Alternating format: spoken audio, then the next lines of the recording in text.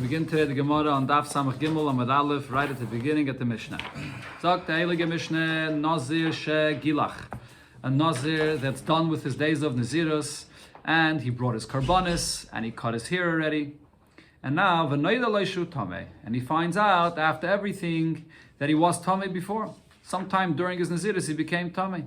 So what happens now? Does that mean that he has to keep his Nazirus all over again? A Nazir that becomes Tameh during his Nazirus, he has to start all over again from the beginning. But he only found this out after the fact. He's not a Nazir anymore.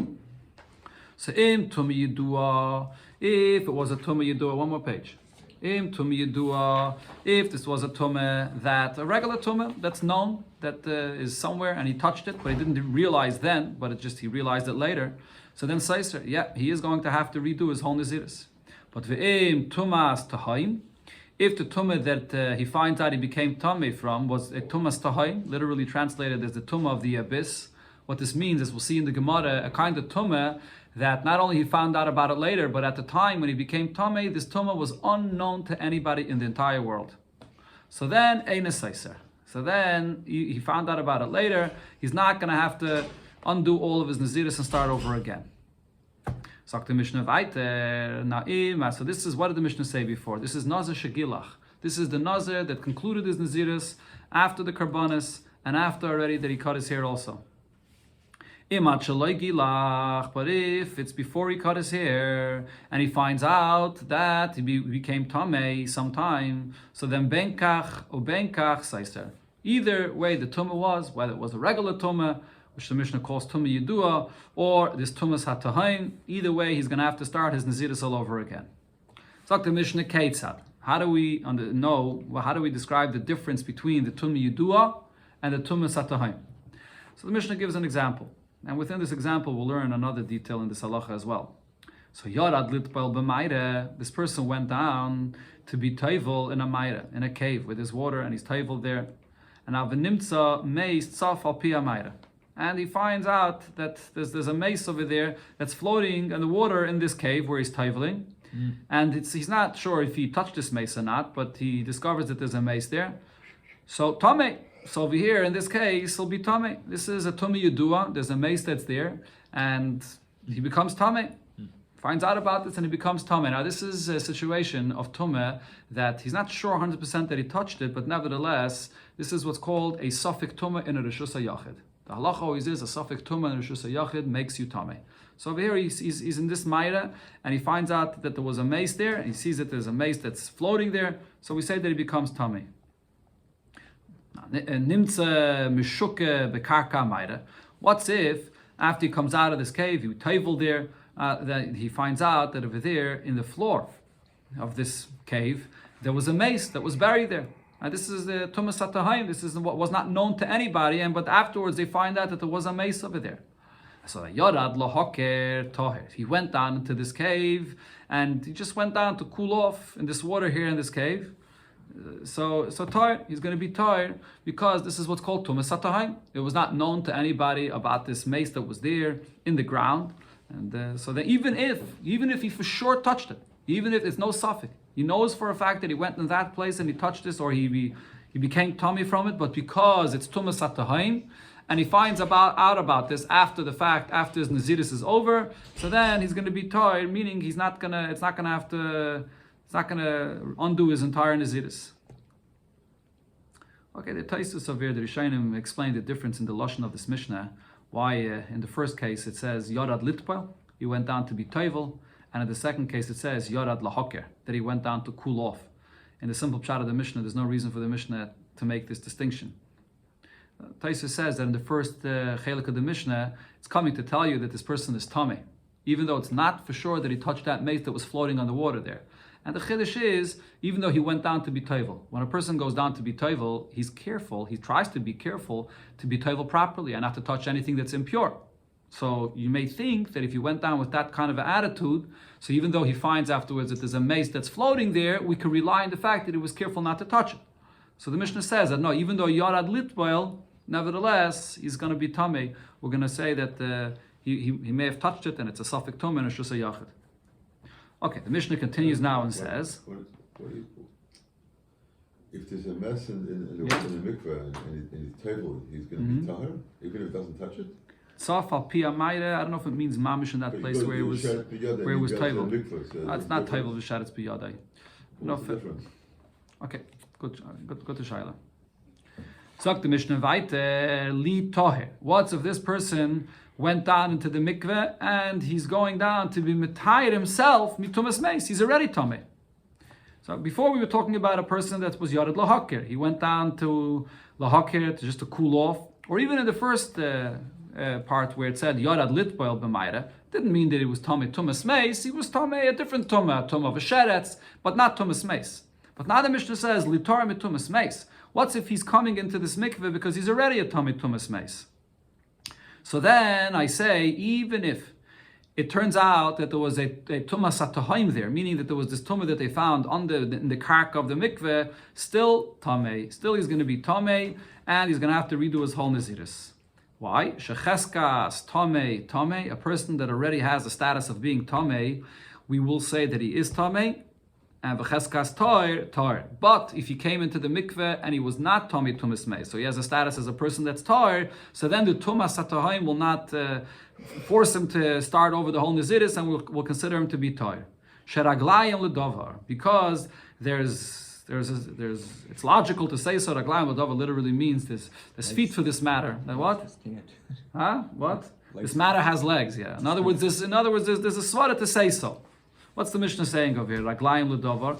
So the Rosh over here explains that the Mishnah doesn't mean to say that raglayim ledavar, that we should follow the chazaka of this person. Usually, when it says this kind of a lashon, raglayim ledavar, what it's basically saying is, if you have a suffix, if this person became tameh or not, so then follow the chazaka he has, follow the previous status he has. If he has a cheskas tameh, so in a situation of a suffix, you'll have to say that he's still tameh. If he has a cheskas tara, so in such a case, follow that chazaka that he's tar. But you can't say that here. Because over here we're talking about a situation that you know for a fact that he became tameh. Elamai, it was a tumas atahaim, and because it's tumas atahaim, so when it comes to naziris, even though we know that he became tameh, we're not going to force him to redo his whole naziris. So it's not really a situation of a suffix. So why is the Mishnah using this term like layim l'davar? So the Rosh says it doesn't mean literally that there's a logic, there's a svara to say that this person is tameh or tar. But rather what the Mishnah is saying is that this is the way this halacha regarding tumas atahaim was received. As we'll see in the Gemara's conclusion is that this concept that by tumas atahaim, that he doesn't have to redo his naziris, is a halacha l'moshe misinai. That halacha l'moshe misinai was only said when the person touched this tumas atahaim being tahir, not when he touched the tumas atahaim when he was already tameh. Therefore, raglayim l'davar means that there's sort of a svara, but it's not really a svara. It's just saying that this is the way the halacha l'moshe misinai was accepted, and only if you have a cheskas tara, not a cheskas toma. So from where do what's the source of this concept?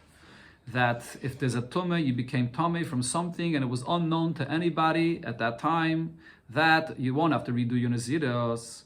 The pasuk says, by naziris it says, what happens if someone dies suddenly and you become tumah?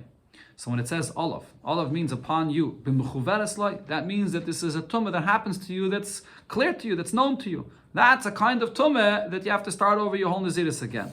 But not a kind of tumah that happens that was not known to you.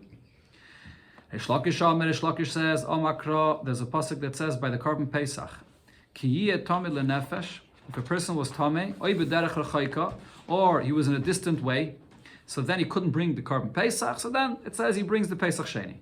So we compare the two. Ki derech. I compare this, that it says that a person became tamei, to this that it says that he's on the way. Ma derech bagoli, just like a way is open and exposed for everybody to see. Avkol bagoli. So too everything else that's mentioned here in the pasuk, including the tumah that it says here. Which type of tumah are we speaking about? A tumah that's known to somebody, and that's the kind of tumah that you're going to have to bring a Pesach again, a Pesach Sheni, but not a kind of tumah that's not known to anybody.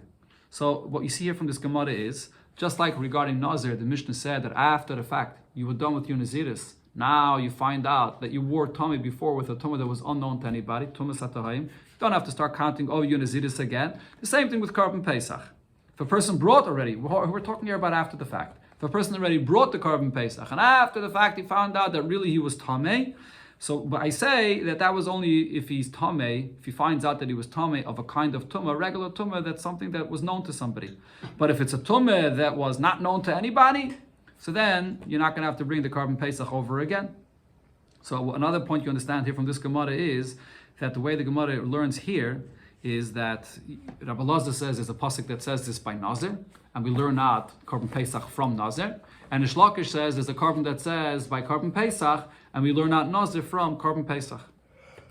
So the Gemara, but now, according to this, both opinions here say that we learn it out from these psukim. The question is, ve'el or hadetnan or hadetanya, this that we learned in the Braise, ezeo tumas hatahim. What is defined as tumas hatahim, the tumah of the abyss? Kol she'einoi makira echad b'seifa olam. Only a kind of tumah that at the time, the tumah, nobody in the world, in the end of the world, no one knew about this tumah at all. Avo makira echad b'seifa olam. If there's somebody anywhere in the world that knows about this location of this tumah here, ein zu tumas hatahim. That's not called tumas hatahim, even if you didn't know about it and other people around you didn't know about it. But if there's somebody that knows about it, it's not tumas hatahim. So now the question is, does that fit with any of these drashas that we said? Now, bishloime, this definition of tumas hatahim is understood lamando amaki derech, that says that we learn it out from the comparison to a way. So shapir. So that makes sense, because just like a way on the road. Way in the road, not everybody knows about this way. There's one person that knows of this pathway. That's already a derech. There's all kinds of pathways. There could be a pathway that only one person knows about. Same thing regarding tumah, as long as one person knows about it in the world, so that it could be compared to a derech. So that's understood why tumas hatayim is dafka if nobody knows about it. But according to Rabbi Elazar, that says that we learn it out from this that it says all of, that it has to be a tumah that's clear to you. So So then why, if somebody in the other end of the world knows about this tumah, how does that make it all of? How does that become a tumah that's clear to you? So we should define tumas hatayim differently. As long as it's not known to you, it should be called tumas hatayim. Yeah, even according to the Shlakish, yeah. That means that this guy who happened to be there from the other side of the world that day, to tell him that, hey, this is you we're comparing it to derech. We're comparing it to derech. By a derech, as long as there's somebody that knows about this derech, good. But as long as there's somebody that knows about this derech, it's called a derech. The same thing when they get to tumah. So another question here, and this is a question both according to Rabbi Elazar and Rish Lakish. If you learn it from a pasuk, we'll have the following question. Oh, the Tanya, this we learned in the Braise. You went on a road, and then you find out afterwards that on that road that you traveled, there was a dead body that was lying there in that road. It was covered. You didn't see it then when you went there. But you find out that it was lying across the width of the road. So in other words, it's impossible to pass through there without actually going over this mace or touching this mace. So betrume tome. Regarding trume, you'll be tome, because you for sure touched it or you for sure went over it. But benazir ubasiyas pesach, regarding a nazir, what we're talking about over here, by a nazir after the fact, when his naziris is over, or he already brought his korban pesach, and then he finds out that he really was tummy before he went in this place, so tired. Over here is going to be tired because of this halacha of tumas hatahim that he already after the fact and it was unknown to him, so therefore he's tired. So the question is, Maishna, why should we make any difference between Trumah and Nazir and Pesach if you have the pasuk by Nazir and Pesach? And here the Gemara is saying that from the pasuk of Nazir, we learn it out to Pesach. From the pasuk of Pesach, we learn it out to Nazir. So we're comparing them. Why not compare Trumah as well to Nazir and Pesach?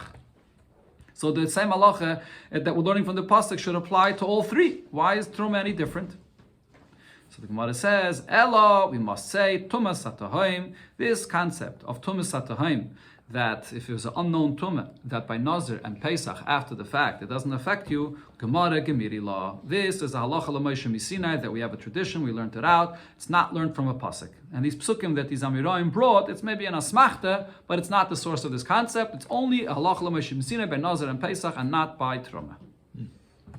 What did it say in the Mishnah? Achale gilach v'chulu. That this entire halacha l'Moshe Misinai applies when achale gilach, if he finds out about it before he cut his hair. Again, was the lashon of the Mishnah? If he found out about it after he cut his hair, sorry, but if it was before he cut his hair, so then he is going to have to redo his entire Nazir. So it all depends on what? On the cutting of the hair.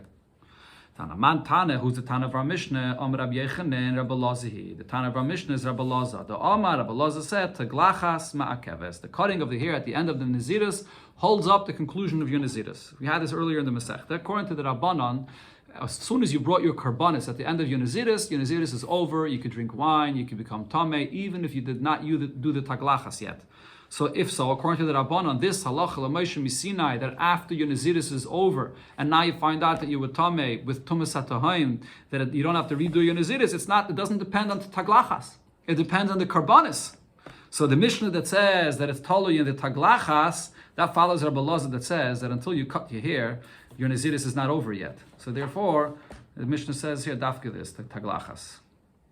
So the Gemara, boy, Rami Bachome has a shaila. Nitma betoich melois. What happens if this Nazir became tamei within the days of his Naziris? Before the melois, before the days of his Naziris are over. Sometime in the middle of his Naziris. But v'noid aloi la'acha melois. He only finds out about it la'acha melois when on the day of the end of his Naziris. On the last day, on the end of his Naziris. So mahu, what's going to be the din? What's the basis of the Gemara's question? So we'll see in the hemshech of the Gemara, the basis of the Gemara's question is not exactly behemshech to the point that we just said it before. This comes behemshech to something else. If you remember, we learned this is also machlokes between Rabbi Laza and the Rabbanon. We had earlier in the Masechta. What happens to a person that becomes tamei in the middle of the Naziros? You got to redo the entire Naziros. Person that becomes tamei on the last day, on the 30th day, or maybe the 31st day. I think it's on the 30th day. Becomes tamei b'yoyim melois. So the Rabbanan say it's the same like becoming tamei in the middle of your Naziris. You have to redo the entire Naziris. Rabbi Laza learns out from a pasuk. You don't have to redo the entire Naziris. You're just gonna have to be matar yourself. 7 days. It takes 7 days to be matar yourself, and then you bring your karbanis and you finish your Naziris. Okay, so now the question over here is regarding this individual that became tamei in the middle of his Naziris. Now, what kind of a tumah did he become in the middle of the Naziris? There's actually machlokes rishonim about this, whether we're talking about even a regular tumah, or it's talking dafka about a tumah satahaim. He became tamei in a way, and from a tumah that nobody knows about it. Either way, he became tamei in the middle of the Naziris, but he wasn't known to him. And then he only found out about it la'achar melois, on the 30th day, or maybe on the 31st day he finds out about it. So now, mahu, what's the halacha over here? Do I say, Basi Diaz Linon, do I follow the time when he found out about this Tomeh?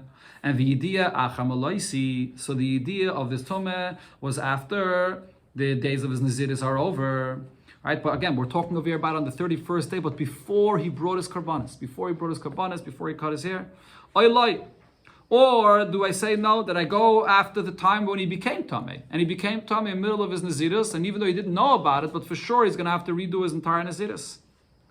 So the Gemara here says, Ulamai, what's the relevance of this question? Lemistar. The relevance of this question is whether he's going to have to redo his entire Naziros.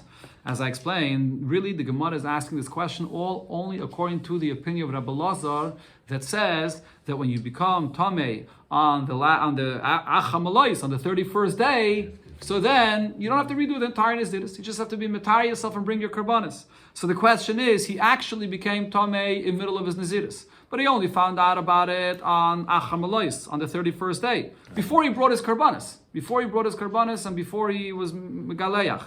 So the question though is, do we go after the Yediyah when he found out about it, or do we go after the time that he became Tameh? This is the Shaila of the Gemara.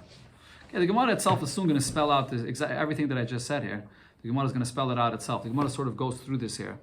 But first the Gemara brings the Mishnah as a raya to the Shaila. So Amar Rava, so Rava says, Toshama, let's bring a raya from our Mishnah. What did it say? Imat shalei gilach, that if this person finds out about the Tumas Satahaim on the 31st day, but it was after he brought his karbanis, but before he cut his hair. Benkach or benkach, either way, it doesn't matter what kind of a tumah he became tummy from. Seiser, he has to redo his entire Naziris. So now, dami, what are we talking about? If we're talking about that this person became tamei in the middle of his Naziris, and he also found out about this in the middle of his Naziris. Tzricha lemeimar, is that the chiddush of the Mishnah over here? That's not the chiddush that the Mishnah is coming to say. That the Mishnah already said in the beginning. What was the first line of the Mishnah? Nazir shegilach That only the Nazir, after he cut his hair, and then he finds out about this Tumas HaTahaim, then he doesn't have to redo his Naziris. So when the Mishnah says again, Im at shaloi gilach, so what is it coming to say? That if he found out about it in the middle, which means before he cut his hair, before he brought his karbanis, that he is going to have to redo his Naziris, that's not the Chiddush of the Mishnah here. That we know already from the first part of the Mishnah. Elolav, so rather, what is this Mishnah coming to say? La'achar malais. That what happened is this person became Tameh sometime in the middle of his Naziris. And then when did he find out about it? He found out about it on the 31st day, which is called Achar Malais. And it was before he cut his hair. And what does the Mishnah say? That he's going to have to redo his Naziris. Shmamina. So I see from here that this person that found out about his Naziris on the 31st day, he still has to redo his Naziris. That's the halacha that the Mishnah is saying. Ben kach saiser. That he has to redo his Naziris.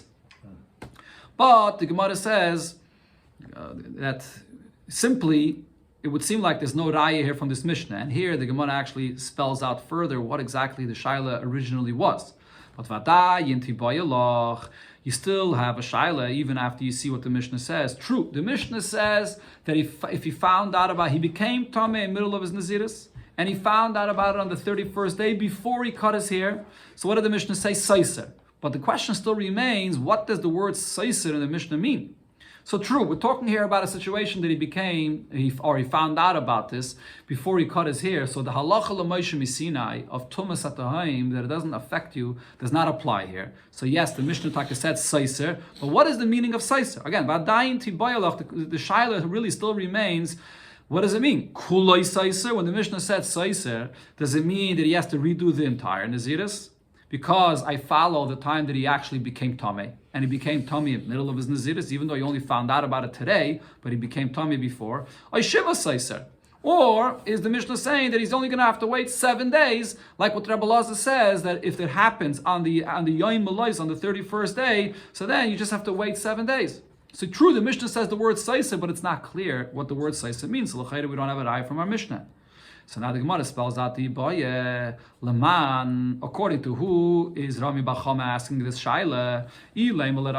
Are we asking this Shaila according to the opinion of the Rabbanon? So the Rabbanon hold that there's no distinction between a person becoming Tameh in the middle of his Naziris or in the last day of his Naziris before he cut his hair. It's the same thing. Pshita, the Kulei Saisa. According to the Rabbanon, obviously he has to redo his entire Naziris. Again, the Rabbanon, there is no distinction when you became Tameh or when you found out about your Tameh. As long as it's before he cut his hair, you have to redo the whole thing. But now if we're following the opinion of Rabbi Lazar, what does Rabbi Lazar hold? Kol acha malais shiva saiser. If you became Tameh or find out about your Tameh on the 31st day, so then you only have to wait 7 days. So what's our Ibaya? So the Gemara explains, the Ibaya is, Amalach, Rami Bacham will tell you, what I'm asking is as follows.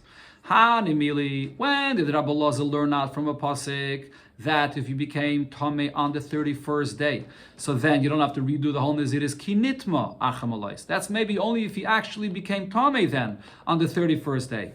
But v'hai lufnei malaisu. This person, he actually became Tameh before.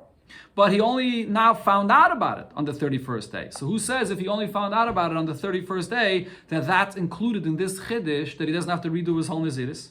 Or maybe I could say, Shani hacha diyidiya acha malaisi. True, he became Tameh before in the middle of his Naziris, but he only found out about it now on the 31st day. So maybe this is also included in this chiddush, in this halacha, that if you become Tameh or even only find out about it on the 31st day, that you don't have to redo your whole Naziris. You just have to wait 7 days. So that's the shaila here. So as I said, this is really what the Gemara meant in the beginning, but not the Gemara just spells it all out of here. That our shaila here is according to the opinion of Rabbi Lazar that there's a special chiddush that if on the 31st day you become Tameh, you don't have to redo your whole Naziris. Does that apply also regarding a person that became Tameh before, but he only found out about it on the 31st day? So the Gemara comes back and says, Umina, that yes, now that you spelled me out the entire Ibaya here, I can go back to that Mishnah that we just quoted, that it's what it says in our Mishnah, and from it, I can bring you a raya to this Shaila. Because Katani, what does it say in our Mishnah? Benkach u benkach saiser. That either way, this person that found out that he's tamei on the 31st day, but it was before he cut his hair. So whether it was tumas hatahim, whether it was a regular tumah, either way, he has to redo his whole naziros. V'loika miflagi. And our Mishnah doesn't make any distinction about this matter. So what does the Gemara mean to say when it says loika miflagi? The fact that the Mishnah does not make any distinction about this matter, what does that mean? That we're not making a chiluk if he actually became tummy on this day, or he found out about it on this day. If there would be a chiluk whether he became tummy at this time, or he found out about it on this time, the Mishnah should have made a difference in the halacha when it said saiser. It can't just simply say saiser. It depends. Saiser could mean 30 days. He has to redo the whole naziris. Saiser could mean just 1 week. The fact that the Mishnah just says the term saiser, and it doesn't make any distinction whether he became tamei or whether he found out about it, we teach that the word saiser just means that he has to just do 7 days over again, and that's it. He doesn't have to redo the whole thing, so there's no chiluk. That's how most Rishonim learn that the V'loika Miflagi over here means that he's just Saiser, that he has to redo 7 days and not more than that. I believe, if I remember correctly, this is how the Rishonim learn this. Okay. So now, bringing back that brisa that we had before, the Gemara will quote not the whole thing, all the details that it says here. A person that found out that there was a mace that was lying in the road, and it was in the width of the road. And so this is as opposed to finding out that there was a mace on the road, but it was in the length of the road, meaning it could be on one side of the road, on the other side of the road. So then you could have passed through without touching this mace. But now you found out that it's crossing through the whole road. So l'trume, tome. Regarding trume, we know that you touched it, so you tome. But a benazir, baisa pesach, regarding Nazir and Pesach after the fact, so then tar. You're considered to be tar regarding this, and you don't have to redo it again. So this is the halacha l'meisha misinai. But the Mishnah here gives a bunch of different, the Braisa here gives a bunch of different qualifications when we apply this. When is this the case? That regarding truma, he'll be tamei she'ein lo makom lava. If it's lying in the width of the road, then you can't pass through without touching it or going over it. But if it's in the width of the road, but there's a space for the person to pass through, so even for truma as well, it's going to be tar. We're going to say that the person may have walked in a way that he didn't touch it. Right? This is the halacha regarding any safek tumah in a reshus harabim. In a reshus harabim, a safek tumah is always tar. So if there could be a space for him to walk through, he'll be tar. Another qualification here. When do I say that if it's in the width of the road, that he's going to be tamei shematzei shalim? If this mace that's lying there on the road is whole intact, for sure touched it. It's broken up or this detached different limbs of the mace that's there on the road. So then, even if you don't have space to walk through, if you're walking straight, you can't walk through without touching the mace. We're going to be lenient and say that it's possible that this person walked slanty or he walked in a curve and he walked between the pieces of the mace, and he's still going to be tired even regarding Tumah. Again, based on the concept that in Reshus Harabim, any kind of suffix that there may be, we're makel, and we're going to say that it's possible that he didn't become Tumah. However, if you find out that this was a mace that was here buried right in the middle of the road, so it's not just a mace that was lying there, but it's a kaver, then afilish meshubur mefurik tame. Then even if the mace in the kaver, the body was broken up into pieces, but then we're not going to say that maybe he walked in between. He's going to be tame mipnei kaver mitzarfai. The halacha of tumah regarding a kaver is different. That the whole entire kaver, the whole space of the kaver is tame, even in an area where the limbs of the mace are not there. It all combines it as one. Another thing, when could we apply the leniency that we said before that maybe he walked in between the mahalach beraglov? A person is walking with his feet, he's just walking through, so then possibly he walked in between. Avul ta'un, if this person is walking and he's carrying a load on him, or he's riding in a wagon, so then it's hard to say that the person was walking in a curve with this load, the way the person walks, or he's going with a wagon, if a person's walking himself with his feet, it's possible that he walks with a curve in between, and he didn't touch, he didn't move it, even without touching, or he didn't create a covering over the mace. But if a person's walking with a heavy load, Or if he's riding in a wagon, so then he's going in a straight path, or walking with the load. Also, the person walks, it's heavy, and he walks in a straight path. He walks in a way that it's impossible that he didn't touch or move or create a covering over it, and it'll be tamei. This entire halacha here that this Braisa was saying regarding this mace that was lying on the road, when is all this true? But when this was a tumah that was unknown to anybody. But if it was a tumah that was on the road there, and it was a regular tumah that was known to people, but you didn't know, you just didn't realize when you passed through there that there was a mace there. Regarding the trumah, regarding Nazir, regarding Pesach, it'll all be tamei. So the Braisa spells out ve'ezi tumas hatahaim. What's considered to be tumas hatahaim? Kol she'ei makira echad b'soif ha'olam. That this mace was lying there in a way that it was unknown to anybody, nobody in the world knew about it. Makira echad b'soif ha'olam. If there's somebody in the end of the world that knows about this, ein zu tumas hatahaim. This is not called tumas hatahaim. So the Braisa spells out further, how are we going to define what kind of a mace that's hidden or unknown is a situation that nobody knows about it, or we could assume that nobody knows about it, and what kind of situation is it possible that somebody in the world knows about it? So the Braisa says, if this mace is totally covered by straw, or under earth or pebbles, so then that I could assume that nobody in the world knows about it. It's totally covered. But by Yamim, if there was a place he went through there, but it's in water, the mace is there in water, or Ba'fela, it's a place that's dark, or B'nikike Asloim, there's a crack in a rock, and the mace is lying there, but he's exposed, but he's inside this crack of a rock. Ein zu tumas hatahaim. These three cases are not called tumas hatahaim because he's not covered. It's possible for someone to see in the water, or in darkness, or in a crack of a rock. Somebody could see it, but it's not. You could miss it, but you could also see it. So therefore, it could be someone in the world knows about it. Now the Braisa says, this entire concept that when there's an unknown tumah, that there's this halacha l'meishum Sinai, that tumas hatayim does not affect you regarding Nazir and Pesach, ela l'meis bolvad. This is only regarding the tumah of a mace. But regarding other kinds of tumah of sheretz or a tumah of a zav, we don't say such a concept of tumas hatayim. There's no halacha l'meishum Sinai for that.